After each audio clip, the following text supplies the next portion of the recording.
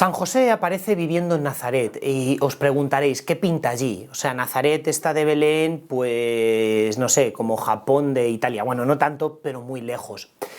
En la época en la cual José aparece en Nazaret, pensad que hemos creído durante mucho tiempo que Nazaret era una aldea perdida.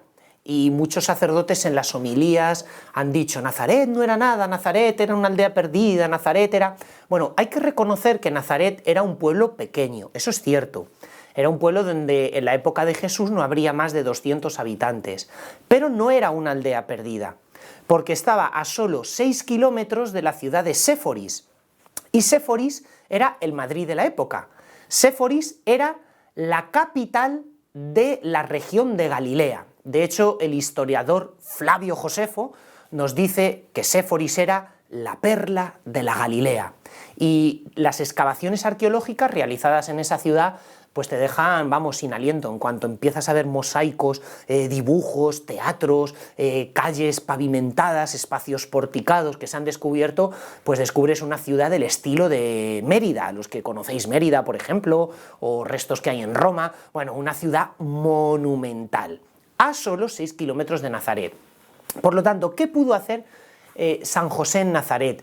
Es fácil que al ser él de profesión tecnón, que quiere decir carpintero, o algo más amplio, porque tecnón en griego, de ahí viene la palabra española técnica. Pensad que en aquella época no había acero, de tal forma que todo lo que era la estructura de las casas se solía hacer también de madera. Tecnón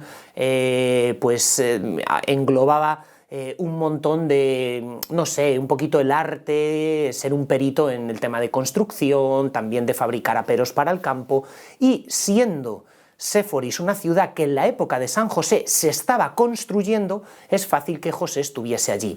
Además conocemos que por aquella época se hacían levas de población, igual que antes para la mili, para el ejército, pues en aquella época se hacían levas de población de carpinteros, de albañiles, de canteros, cuando se hacían obras públicas. Por lo tanto, es fácil que San José hubiera sido enrolado en una de estas levas para levantar la perla de la Galilea, la ciudad de Séforis, y que se afincase en una ciudad pues a un tiro de piedra de Séforis, como es Nazaret. Tenemos otro dato interesante, y es que San José parte a Belén con la Virgen María. Bueno, esto es interesante porque cuando nace Jesús ofrece en el templo de Jerusalén una ofrenda que es un par de tórtolas o 2 pichones, que era la ofrenda que, para dar gracias a Dios por el nacimiento de un hijo, ofrecían las familias más pobres. Por lo tanto, sabemos que José y María no eran precisamente una familia que vivía boyante, sino más bien al día.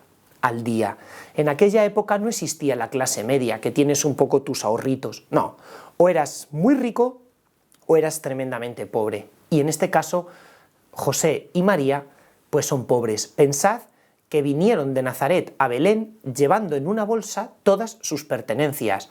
Yo confieso que no tengo tampoco una cantidad de pertenencias, pero cada vez que he hecho mudanza he necesitado 3 o 4 viajes con un coche o llenar una furgoneta. Pensad que ellos lo hicieron en nada, o sea, en nada, en un borriquito, si acaso, y ahí llevaban todo. Y que desde Belén tienen que marchar a Egipto. Por lo tanto, llevándose nada y viviendo del trabajo de cada día, porque no había más. Pensad, por otro lado, que San José no simplemente tenía pobreza material, sino también una pobreza que a nosotros nos duele más, cierta soledad. Toda la familia de San José residía en Belén, y sin embargo, ¿dónde se alojan en Belén?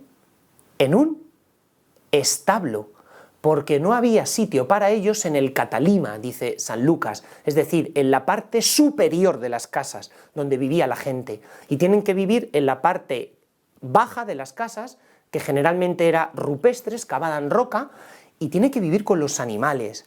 O sea, ¿a qué persona, si va a nacer, tú le acomodas una estancia entre los animales? Máximo que Jesús iba a nacer, que su esposa estaba embarazada.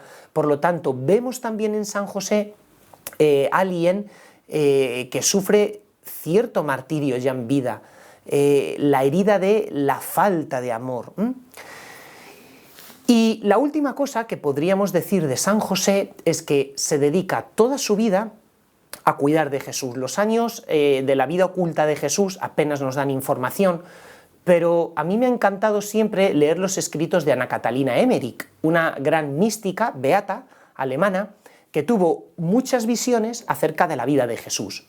Y en esas visiones dice que San José, gracias a Dios, murió antes de que Jesús comenzara su ministerio público. Y podemos decir que mala suerte, ¿no? Podría haber vivido un año más y ver cómo su hijo hacía esa cantidad ingente de milagros. Y dice Ana Catalina Emmerich, no, la providencia de Dios quiso que muriera antes porque no habría soportado el misterio de la cruz y toda la persecución a la que fue sometido Jesús. Me explico.